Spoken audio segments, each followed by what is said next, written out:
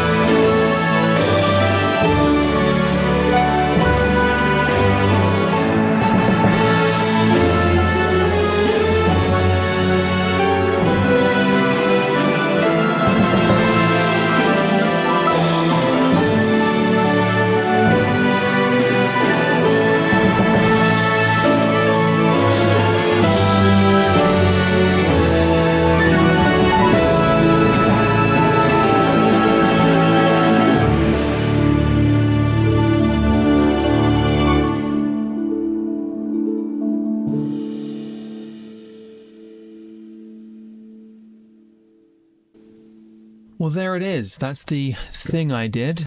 So, right, the violins sound really MIDI, but, you know, there are ways of working around it. You can see how much dynamic work I've put in here with the mod wheel. So, there's that. So, you can hear that doubled up with the other violin. And I did try to desync both of them a bit too, because that always helps make things a little more authentic.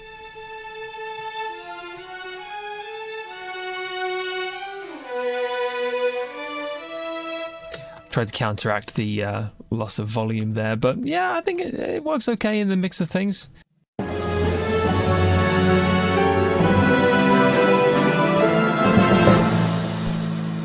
And what else? The violas actually sound quite nice. I quite like the violas.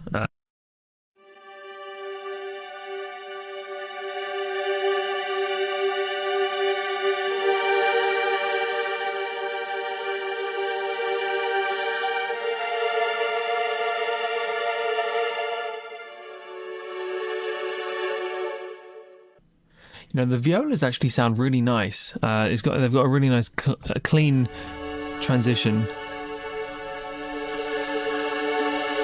to the higher dynamics.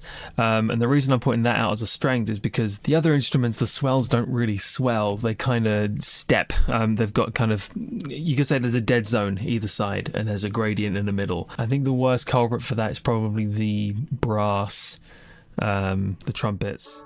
I'll put something on the track here and you can see the pedal movement.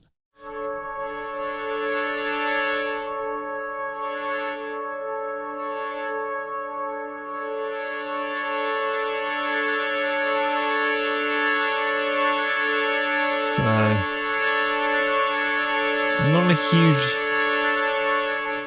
not a huge amount of volume change in that that massive valley, and it's all there.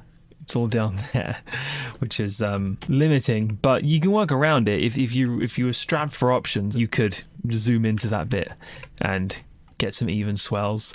I'm not sure how much I did swell with the horns. I don't think I did, probably for that reason. A bit, yeah, it's kind of a bit.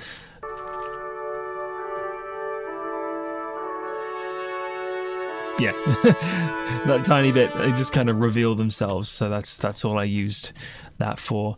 What else? You know, going back to the strings, the harp sounds quite nice. The only thing is, if I drag this over, I could not figure out, let me just find it I couldn't figure out the glissando at all. Glissandi, sorry. Glissandi. Glissando, glissandi. So that was manual.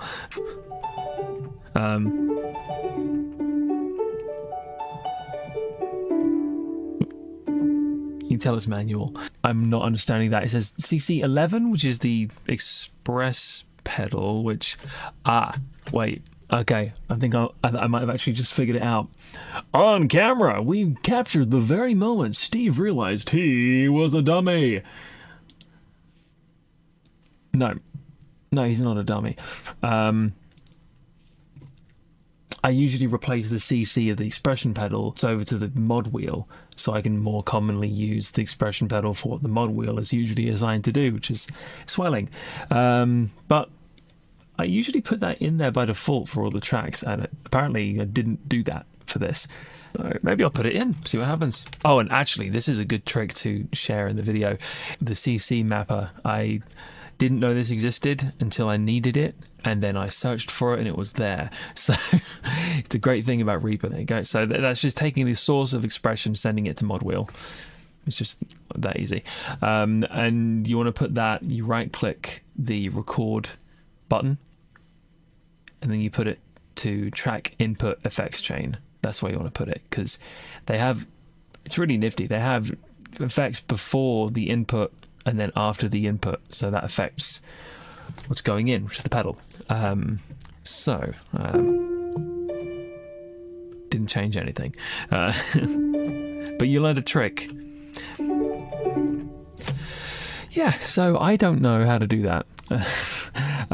If anybody else knows, that'd be great if you could tell me, because it might be a nifty feature. It might sound better than what you can, well, it would save time manually putting it in. The last couple of things about the percussion is that let's get rid of this. The cymbals were quite limited, to be honest. The very first swell in the song,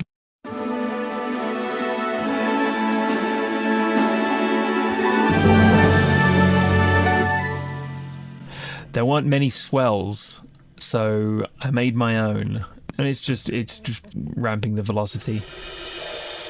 You don't hear the step when it's all playing, so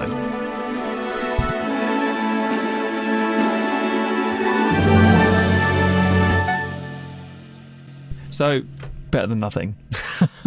And what else? The timpani sounded nice. It does have its own roll functionality.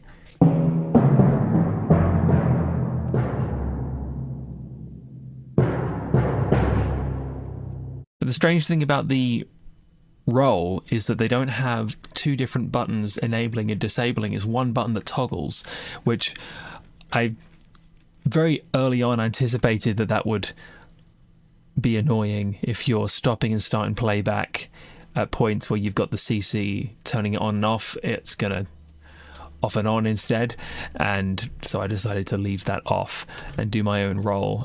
But it's can I turn it on? Could use that button, couldn't I?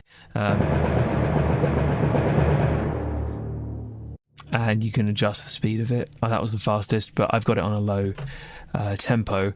The velocity you can change to the mod wheel, so that roll.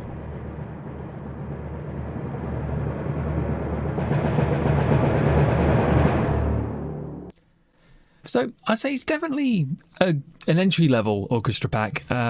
The tweaking can be quite fun, trying to figure out what you can make of what you have.